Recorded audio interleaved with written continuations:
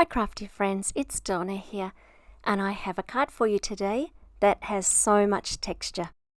If you're new to this channel, welcome, and if you've been here before, perhaps even from the very beginning, welcome back. Today's card has a gorgeous floral image, but it's really all about the background, and so let's start with that.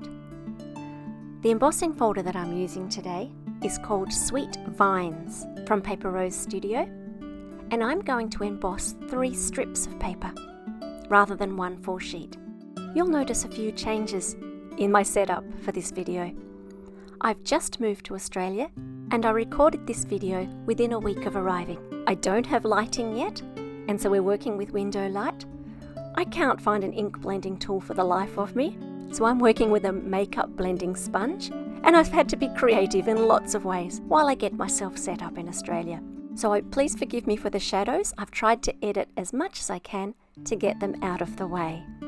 You can blend colours onto embossed paper either before or after you run that through your machine. I've chosen to do a little bit of both. Before gives a good coverage all over the paper, and after really sticks on the image and highlights it. The colours I've used today are Twisted Citron and Peel Paint, and I've used Distress Oxides for both.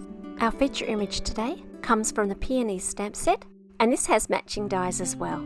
Although the eagle-eyed amongst you might notice that I hand cut mine, because at the time that I made this part of the card, I didn't yet have a die cutting machine. I'm going to use embossing powder, so before I stamp, I'm putting a whole lot of anti-static powder onto my card. I'm stamping this in Versamark Ink, which is a clear sticky ink, and it stays wet for a long time, so it's perfect for embossing with. And today I'm going to emboss in gold. I think it'll go really nicely with the olive green and also the sort of apricot colours that I'm hoping for.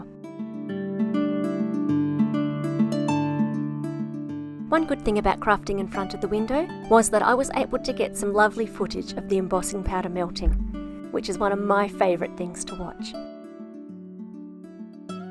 I'm going to colour with distress markers today, and I'm just scribbling a little bit of worn lipstick onto a plastic surface.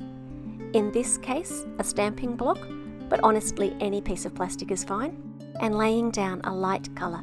I'm going to add a little bit of extra colour to the centres of each petal, and then later on at the end of the card, I'm going to add some more colour again, just to make sure that the image stands out enough against the background. As long as my paper isn't too wet, I can also get a deeper colour by adding the marker directly to the page. The embossing powder sits up as a little wall around my colouring and makes it very easy to stay inside the lines. I'm using the Distress Oxide ink for colouring the leaves in the peeled paint colour, and it's a really interesting colour because it changes a lot when you add water. You'll be able to see in the close-up photos at the end the difference between the ink blended colour and the watered down spatters that I put on. They look like 2 completely different colours. I'm going to spatter both the card and my embossed strips. Once I laid everything together, I realised that the flower didn't really hold up to the rest of the card. The colours were just a little bit too pale, and so I'm adding some fairly bright pink on top, just to help the flower not to be swallowed by the rest of the card. Once that's all done, I'm going to pop up my strips with foam tape, glue the leaf down directly, and add my peony, also with foam tape.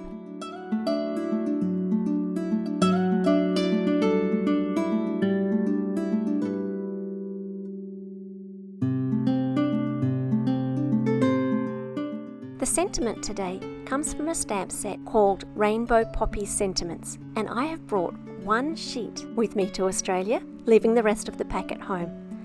I figured that with this 1 sheet, I would have everything I could possibly need for a couple of months. And certainly, in the case of this card, I do. I'm going to pop the sentiment up with foam tape as well.